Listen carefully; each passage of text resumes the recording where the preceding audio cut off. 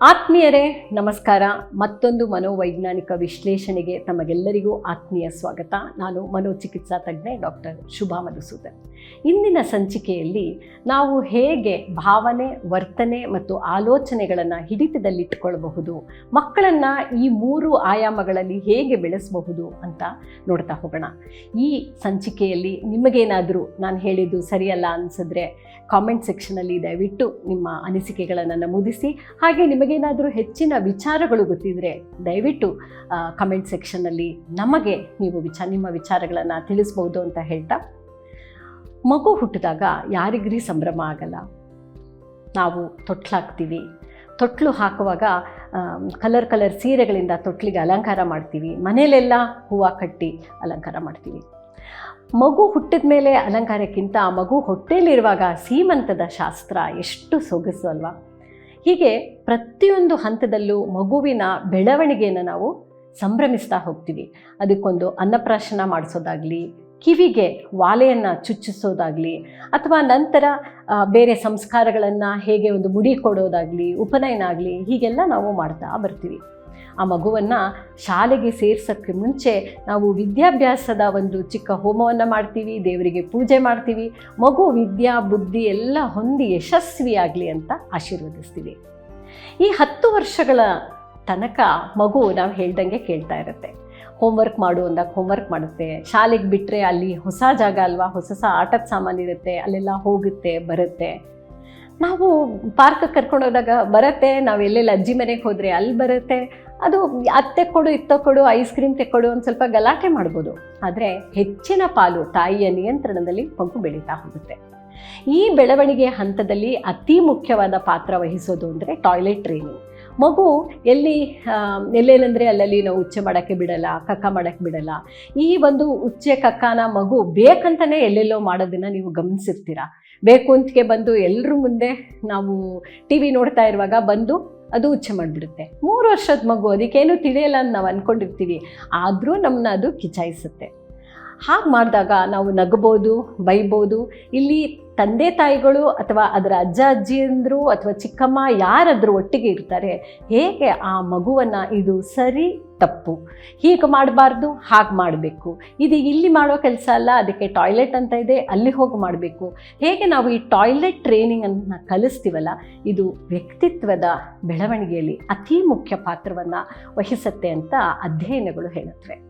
ಇಲ್ಲಿ ನೈತಿಕತೆ ಅಲ್ವಾ, ಇಲ್ಲಿ ನಿಂತ್ಕೊಂಡು ಮಾಡಬಾರ್ದು, ಇದು ಸಾರ್ವಜನಿಕ ಜಾಗ, ಇದನ್ನು ಅಲ್ಲಿ ಮಾಡಬೇಕು.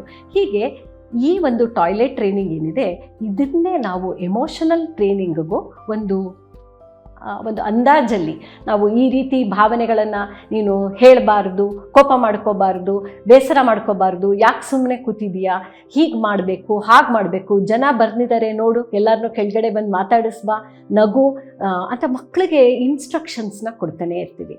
ಪೇರೆಂಟ್ಸ್ ಮಾಡೋ ಅಂಥ ಕೆಲಸ ಅಂದರೆ ಮೊದಲನೇದು ಇನ್ಸ್ಟ್ರಕ್ಷನ್ಸ್. ಯಾರಾದರೂ ಮನೆಗೆ ಬಂದಾಗ ಬನ್ನಿ ಒಳಕ್ಕೆ ಅಂತ ಕರಿಬೇಕು, ಇನ್ಸ್ಟ್ರಕ್ಷನ್ಸ್. ಇಂಟ್ರಾಗೇಷನ್, ನೀನೇನೇನು ಮಾಡ್ಕೊಂಬಂದೆ ಸ್ಕೂಲಲ್ಲಿ. 3ನೇದು ಇಂಟರಾಗೇಷನ್, ಇನ್ಫಾರ್ಮೇಷನ್, ಇಂಟ್ರಾಗೇಷನ್ ಮತ್ತು ಇನ್ಸ್ಟ್ರಕ್ಷನ್ಸ್. ಇವು 3ನ್ನು ನಾವು ಕೊಡ್ತಾ ಹೋಗ್ತೀವಿ. ಈಗ ಇನ್ಫಾರ್ಮೇಷನ್ ಅಂದರೆ ನಾಳೆ ಸ್ಕೂಲಿಗೆ ರಜಾ ಇದೆ, ಹಾಲು ತೊಗೊಂಡು ಬರಬೇಕು, ಮತ್ತು ಮನೆ ಗಲೀಜಾಗಿದೆ ಕ್ಲೀನ್ ಮಾಡಬೇಕು, ಒದ್ದೆ ಬಟ್ಟೆಯನ್ನು ತೆಗೆದು ಅಲ್ಲಿಡಬೇಕು, ಇಲ್ಲಿಡಬಾರ್ದು. ಹೀಗೆ ನಾವು ಮಕ್ಕಳಿಗೆ ಇನ್ಫಾರ್ಮೇಷನ್, ಇನ್ಸ್ಟ್ರಕ್ಷನ್ಸ್ ಮತ್ತು ಪ್ರಶ್ನೆ ಮಾಡ್ತೀವಿ. ಯಾಕೆ ಇಷ್ಟು ಕಡಿಮೆ ಬಂತು, ಇಂಟ್ರಾಗೇಷನ್, ಏನೇನು ಮಾಡ್ಕೊಂಡು ಬಂದೆ, ಯಾಕೆ ಅದನ್ನು ಮಾಡಲಿಲ್ಲ, ಹೀಗೆ ಮಾಡಲಿಲ್ಲ. ಹೀಗೆ ಒಂದು ತಾಯಿ ಮತ್ತು ಮಕ್ಕಳ ಸಂಬಂಧ ಅಥವಾ ತಂದೆ ಅಥವಾ ಮಕ್ಕಳ ಸಂಬಂಧ, ಈ 3ರಲ್ಲಿ 3I ಪ್ಯಾಟರ್ನ್ ಏನಿದೆ, ಇನ್ಸ್ಟ್ರಕ್ಷನ್, ಇನ್ಫಾರ್ಮೇಷನ್, ಇಂಟರಾಗೇಷನ್, ಇದರಲ್ಲಿ ಸ್ವಲ್ಪ ಜಾಳಾಗ್ಬೋದು. ಈ ಸ್ವಲ್ಪ ಜಾಳ ಆಗಿರೋ ಸಂದರ್ಭದಲ್ಲಿ ಆಗೋದೇ 12-13 ವರ್ಷಕ್ಕೆ ಶಾರೀರಿಕವಾಗಿ ಮಗು ಪ್ರಬುದ್ಧವಾಗುತ್ತೆ. ಈ ಲೈಂಗಿಕ ಬೆಳವಣಿಗೆಯ ಹಂತ ಬಹಳ ಮುಖ್ಯ ಅನ್ನೋದನ್ನು ನಾವು ಮರೆತು ಬಿಡ್ತೀವಿ. ನಮಗೂ ಸಾಕಾಗಿರುತ್ತಲ್ವ ಮಕ್ಕಳನ್ನ ಎಷ್ಟು ಅಂತ ನೋಡ್ಕೊಳ್ಳೋದು. ಹೊಟ್ಟೆಯಲ್ಲಿರೋವಾಗಿಂದ ಒಂದು 12 ವರ್ಷದ ಸದ್ಯ ಸ್ವಲ್ಪ ದೊಡ್ಡವರಾದ್ರಲ್ಲಪ್ಪ ಮಕ್ಕಳು ಅಂತ ತಂದೆ ತಾಯಿಗಳು ಕೂಡ ರಿಲ್ಯಾಕ್ಸ್ ಆಗಿಬಿಡ್ತಾರೆ. ಈ ಸಂದರ್ಭದಲ್ಲಿ ಏನಾಗುತ್ತೆ, ಮಕ್ಕಳಿಗೆ ಒಂದು ಕೋಪ ಬಂದುಬಿಟ್ಟಿರುತ್ತೆ. ಯಾಕಂದರೆ ಅಷ್ಟೊಂದು ಸರಿ ತಪ್ಪುಗಳನ್ನು ಅವರು ಅಳವಡಿಸಿಕೊಂಡು ವ್ಯಕ್ತಿತ್ವವನ್ನು ಬೆಳೆಸ್ಕೊಂಡು ವರ್ತನೆಯನ್ನು ಸರಿ ಮಾಡಿಕೊಂಡು ಭಾವನೆಗಳನ್ನು ಹತೋಟಿಯಲ್ಲಿಟ್ಕೊಂಡು ಬೆಳೆಯೋದು ಸುಲಭದ ಮಾತಲ್ಲ. ಹಾಗಾಗಿ ಲೈಂಗಿಕ ಬೆಳವಣಿಗೆ ಅಂದರೆ ನಾವು ಯಾವಾಗಲೂ ಅದನ್ನು ಕಡೆಗಣಿಸ್ಬಿಡ್ತೀವಿ, ಹೆಂಗೂ ದೊಡ್ಡವರಾಗಿದ್ದಾರಲ್ಲ ಅಂತ. ಆದರೆ ಇಲ್ಲೂ ಒಂದು ತಪ್ಪನ್ನು ನಾವು ಮಾಡ್ತೀವಿ. ತಪ್ಪು ಅಂದರೆ ಸಂವಹನದಲ್ಲಿ ತಪ್ಪಾಗುತ್ತೆ. ನೋಡಿ, ನಾವು ಅಡುಗೆ ಎಲ್ಲ ಮಾಡಿಟ್ಟಿರ್ತೀವಿ, ಅದನ್ನು ಬಡಿಸುವಾಗ ನಾವು ಆರಾಮವಾಗಿ ಬಡಿಸ್ಬೇಕು. ಹಾಗೆಯೇ ಮೌಲ್ಯಗಳು, ಈ ಹದಿಹರೆಯಕ್ಕೆ ಮಕ್ಕಳು ಬಂದಾಗ ಮೌಲ್ಯಗಳ ವರ್ಗಾವಣೆಯನ್ನು ನಾವು ಹೇಗೆ ಮಾಡ್ತೀವಿ ಅನ್ನೋದು ಬಹುಮುಖ್ಯ ಪಾತ್ರ ವಹಿಸುತ್ತೆ. ಪಾಯಸದ ಅಡುಗೆ ಮಾಡಿಬಿಟ್ಟು ನೀನು ಇಷ್ಟು ಕಡಿಮೆ ಮಾರ್ಕ್ಸ್ ತೊಗೊಂಡಿದ್ಯಾ, ನಿಂಗೆ ಅಷ್ಟು ತಲೆ ಇಲ್ವೇನೋ, ನೀನು ಈ ಥರ ಸ್ವಿಮ್ಮಿಂಗ್ ಕಾಂಪಿಟೇಷನಲ್ಲಿ ಹೀಗೆ ನೀನು ಸೋಲಪ್ಕೊಂಡು ಬಂದುಬಿಟ್ಟೆ, ಈ ಥರ ನಾವು ಬೈದಾಗ ಮಕ್ಕಳಿಗೆ ಊಟ ಮಾಡಬೇಕು ಅಂತ ಅನಿಸೋದಿಲ್ಲ. ಹಾಗಾಗಿ ಮೌಲ್ಯಗಳ ವರ್ಗಾವಣೆ ಊಟ ಬಡಿಸಿದಷ್ಟೇ ಪ್ರಾಮುಖ್ಯತೆಯನ್ನು ವಹಿಸ್ಕೊಳ್ಳುತ್ತೆ. ಸ್ನೇಹಿತರೆ, ಈ ಹದಿಹರೆಯಕ್ಕೆ ಮಕ್ಕಳು ಬಂದಾಗ ನಿಮ್ಮ ಸಂವಹನದಲ್ಲಿ ನೀವು ಎಚ್ಚರಿಕೆಯನ್ನು ಇಟ್ಕೊಳ್ಬೇಕಾಗತ್ತೆ. ಏನು ಎಚ್ಚರಿಕೆ? ಊಟವನ್ನು ಎಷ್ಟು ಆಸಕ್ತಿಯಿಂದ ಬಡಿಸ್ತೀರಾ ಅದನ್ನು ನೀವು ಮೌಲ್ಯಗಳನ್ನು ಕೂಡ ಒಂದು ಸಮೃದ್ಧ ಮೃಷ್ಟಾನ್ನ ಭೋಜನದಂತೆ ನೀವು ಒಂದೊಂದೇ ಮೌಲ್ಯಗಳನ್ನು ಕೊಡ್ತಾ ಹೋಗಬೇಕು. ಈಗ ಚಪ್ಪಲಿಯನ್ನು ನಾವು ಹೊರಗಡೆ ಬಿಟ್ಟು ಬರ್ತೀವಿ, ಹೇಗೇಗೋ ಬಿಟ್ಟು ಬರಬಾರ್ದು ಅನ್ನೋದು ಫ್ಯಾಕ್ಟ್, ಅದು ನಿಜ, ತಥ್ಯ ಅದು. ಆದರೆ ಮೌಲ್ಯಗಳು ಇದನ್ನು ಸರಿಯಾಗಿ ಬಿಟ್ಟು ಒಳಗೆ ಬಂದರೆ ಅಮ್ಮನಿಗೂ ಕೆಲಸ ಕಡಿಮೆ ಆಗುತ್ತೆ, ಮನೆ ಮುಂದೆ ಎಲ್ಲ ಗಲೀಜಿರಲ್ಲ ಅನ್ನೋದು ಒಂದು ಮೌಲ್ಯ ಆಗುತ್ತೆ. ಅದು ಯಾವಾಗ ನಾವು ಆ ಫ್ಯಾಕ್ಟ್ನ ನಮ್ಮೊಳಗೆ ಅಳವಡಿಸ್ಕೊಳ್ತೀವೋ ಅದನ್ನೇ ಮೌಲ್ಯ ಅಂತ ಕರಿತೀವಿ. ಇದನ್ನೇ ಸಿಗ್ಮಂಡ್ ಫ್ರಾಯ್ಡ್ ಸೂಪರ್ ಈಗೋ ಅಂತ ಕರೀತಾರೆ. ಈ ವ್ಯಾಲ್ಯೂ ಸಿಸ್ಟಮ್ನ ಮಕ್ಕಳು ಕಲ್ತ್ಕೊಳ್ತಾ ಇಲ್ವಾ ಪೇರೆಂಟ್ಸ್ ಮೂಲಕ, ಅಥವಾ ತಂದೆ ತಾಯಿಗಳು ಈ ಮಕ್ಕಳಿಗೆ ಕಲಿಸ್ಕೊಡ್ತಾ ಇಲ್ವಾ? ಮೌಲ್ಯಗಳು ನಶಿಸಿ ಹೋಗ್ತಾ ಇದೆಯಾ? ಮಕ್ಕಳು ಯಾವುದನ್ನು ಕೇರ್ ಮಾಡ್ತಾ ಇಲ್ವಾ? ಬೇಕಾಬಿಟ್ಟಿ ಬೆಳೀತಿದ್ದಾರಾ ಅನ್ನೋದು ಹದಿಹರೆಯದವರ ಬಗ್ಗೆ ಇರುವ ಸಾಮಾಜಿಕ ಕಳಕಳಿ. ಯಾಕಂದರೆ ಈ ಮಕ್ಕಳ ವರ್ತನೆಯಲ್ಲಿ ಬದಲಾವಣೆ ಆಗಕ್ಕೆ ಏನು ಕಾರಣ ಅನ್ನೋದನ್ನು ನಾವು ತಿಳ್ಕೊಂಡ್ವಿ. ಇಲ್ಲಿ ಪ್ರಮುಖ ಪಾತ್ರ ವಹಿಸೋದು ಲೈಂಗಿಕ ಬೆಳವಣಿಗೆ. ಆದರೆ ಈ ಒಂದು ಮನೆಯಲ್ಲಿ ನಡೆಯೋ ಪರ್ಫೆಕ್ಷನಿಸಮ್ ಏನಿದೆ, ಅಂದರೆ ಇದನ್ನ ಅಲ್ಲಿಡಬೇಕು, ಇದನ್ನ ಇಲ್ಲಿಡಬೇಕು, ಹೀಗೆ ಕೂತ್ಕೋಬೇಕು, ಇಷ್ಟು ವರ್ಷ ನಾನು ಯಾವ ಬಟ್ಟೆ ಹಾಕ್ಕೊಂಡ್ರೂ ಸರಿ ಇರ್ತಾ ಇತ್ತು, ಆದರೆ ಅಮ್ಮ ಯಾಕೆ ನನಗೆ ಈ ಥರ ಬಟ್ಟೆ ಹಾಕ್ಕೊಳ್ಬೇಡ ಅಂತಾಳೆ ಅನ್ನೋದು ಕೋಪ ಬರುತ್ತೆ. ಗಂಡು ಮಗು ಆಚೆ ಹೋಗಬೇಕು ಅನ್ನತ್ತೆ, ಅಮ್ಮ 9 ಗಂಟೆ ಒಳಗೆ ವಾಪಸ್ ಬರಬೇಕು ಅಂತ ನಿರ್ಬಂಧ ಹೇರ್ತಾಳೆ. ಯಾಕೆ ನಾನು ಇರಬಾರ್ದು, ನನ್ನ ಫ್ರೆಂಡ್ಸ್ ಎಲ್ಲ ಇರ್ತಾರೆ, ನಾನು ಇದ್ಬಿಟ್ಟು ಬರ್ತೀನಿ ಅಂತ ಅವ್ನು 10:30 ಬರ್ತಾನೆ. ಬಂದಿದ ತಕ್ಷಣ ನಾವು ಅವನ್ನ ಬೈತೀವಿ, ಊಟ ಮಾಡ್ಕೊಂಡು ಬಂದುಬಿಟ್ಯಾ, ನಾನು ಮಾಡಿದ ಅಡುಗೆ ವೇಸ್ಟ್ ಆಯಿತು, ಯಾಕೆ ಹೋಗಿದ್ದೆ, ಯಾರು ಬರ್ತಡೇ ಇತ್ತು, ಏನು ಮಾಡಿದ್ರಿ, ಹೀಗೆಲ್ಲ ತಾಯಿ ಕಳವಳಗೊಂತಾಳೆ. ಎಲ್ಲ ಒಂದು ಕಡೆ ನನ್ನ ಮಗು ನನ್ನ ನಿಯಂತ್ರಣ ತಪ್ತಾ ಇದೆ ಅಂತ ಅನ್ನಿಸ್ದಾಗ ಅವಳಿಗೆ ಸಂವಹನದಲ್ಲಿ ಸ್ವಲ್ಪ ಕೋಪ ಮಾಡ್ಕೋತಾಳೆ. ಹೀಗೆ ಕೋಪ ಬುದ್ಧಿಯನ್ನು ಕಲಿಸೋದು ತಪ್ಪಲ್ಲ, ಆದರೆ ಸಂವಹನದಲ್ಲಿ ಏರುಪೇರಾಗೋದ್ರಿಂದ ಆ ಕ್ಷಣವೇ ನಾವು ಸಿಟ್ಟು ಕೋಪ ಮಾಡ್ಕೊಂಡು ಮಕ್ಕಳನ್ನ ಬೈಯೋದ್ರಿಂದ ಆ ಒಂದು ಲೈಂಗಿಕ ಪ್ರಬುದ್ಧತೆಯ ಜೊತೆಗೆ ಮಾನಸಿಕ ಪ್ರಬುದ್ಧತೆ ಬೆಳೆದಿರೋಲ್ಲ. ಹೀಗಾಗಿ ಮಕ್ಕಳು ನಮ್ಮಿಂದ ದೂರ ಆಗ್ತಾ ಹೋಗ್ತಾರೆ. ದೂರ ಆದವ್ರು ಏನು ಮಾಡ್ತಾರೆ? ಈ ಒಂದು ಖಿನ್ನತೆಗೆ ಜಾರ್ತಾರೆ.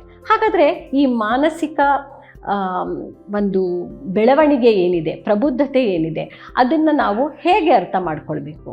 ಇದಕ್ಕೆ ನಮ್ಮ ಡಾಕ್ಟರ್ CR ಚಂದ್ರಶೇಖರ್ ಅವರು ಮನೋವಿಸ್ಮಯಗಳು ಭಾಗ 1, 2, 3 ಪುಸ್ತಕಗಳನ್ನು ಬರೆದಿದ್ದಾರೆ. ಇದರಲ್ಲಿ ಅನೇಕ ಮಾಹಿತಿಗಳಿದ್ದಾವೆ. ಆ ಮಾಹಿತಿಗಳನ್ನು ಪುಸ್ತಕ 1, ಪುಸ್ತಕ 2, ಪುಸ್ತಕ 3 ಇದು ನಿಮ್ಮ ಕಥೆಗಳೇ ಆಗಿವೆ. ಆದ್ದರಿಂದ ಮಕ್ಕಳನ್ನು ಹೆರೋದಲ್ಲ, ಹಡೆದ ರಾಯ್ತೆ ಪಡೆಯಬೇಕು, ಪಡೆದವರಿಗೆ ಶಿಕ್ಷಣ ಅಂತ ಬೇಂದ್ರೆಯವರು ಹೇಳಿಲ್ವಾ? ಹಾಗೆ ಆ ಶಿಕ್ಷಣ ಅನ್ನೋದು ಬರೀ ಶಾಲಾ ಶಿಕ್ಷಣ ಆಗದಲೇ ಮೌಲ್ಯಗಳ ವರ್ಗಾವಣೆಯಲ್ಲೂ ಕೂಡ ಪ್ರಮುಖ ಪಾತ್ರವನ್ನು ನಾವು ವಹಿಸಬೇಕಾಗುತ್ತೆ. ಸಮಾಜ ವಹಿಸಬೇಕು, ಕುಟುಂಬ ವಹಿಸಬೇಕು, ಸರ್ಕಾರಗಳು ವಹಿಸಬೇಕು. ಈ ನಿಟ್ಟಿನಲ್ಲಿ ಈ 3 ಪುಸ್ತಕಗಳನ್ನು ನೀವು ಖರೀದಿಸಿ ಮೊದಲು ಮಾಹಿತಿಯನ್ನು ಪಡೆದುಕೊಳ್ಳಿ. ಮಾಹಿತಿಯನ್ನು ಪಡೆದುಕೊಂಡು ಹದಿಹರೆಯದವರಲ್ಲಿ ಆಗುವಂಥ ಸಮಸ್ಯೆಗಳು ಏನಿದೆ ಅದನ್ನು ಚರ್ಚೆ ಮಾಡಿಕೊಂಡು ಆ ಮಕ್ಕಳಿಗೆ ಅರ್ಥ ಆಗೋ ಥರ ಮೌಲ್ಯಗಳ ವರ್ಗಾವಣೆಯನ್ನು ಮಾಡಿ. ಸರ್ಕಾರ ಏನೋ ಬೇಟಿ ಬಚಾವ್ ಬೇಟಿ ಪಡಾವ್ ಅಂತ ಒಂದು ಕಾನೂನು ಕ್ರಮ ತಂದು ಹೆಣ್ಣು ಮಕ್ಕಳನ್ನು ಶಾಲೆಗೆ ಸೇರಿಸಿ ಅವರಿಗೆ ಸಮಾನ ಹಕ್ಕನ್ನು ದಯಪಾಲಿಸಿದೆ. ಆದರೆ ಹೆಣ್ಮಕ್ಳು ಇವತ್ತು ಪ್ರೀತಿಯಲ್ಲಿ ಬಿದ್ದಿದ್ದೀನಿ ಅಂತ ಮನೋಚಿಕಿತ್ಸೆಗೆ ಬರ್ತಾರೆ.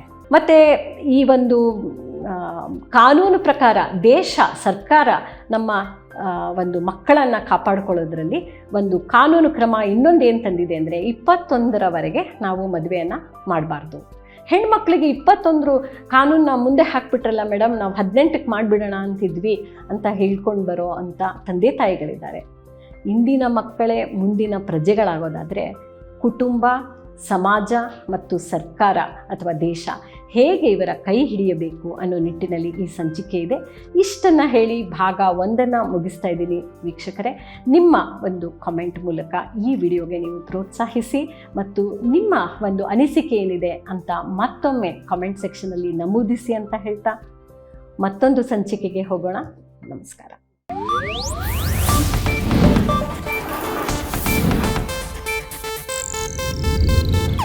ಇದು ಏಷ್ಯಾನೆಟ್ ನ್ಯೂಸ್ ನೆಟ್ವರ್ಕ್ ಪ್ರಸ್ತುತಿ.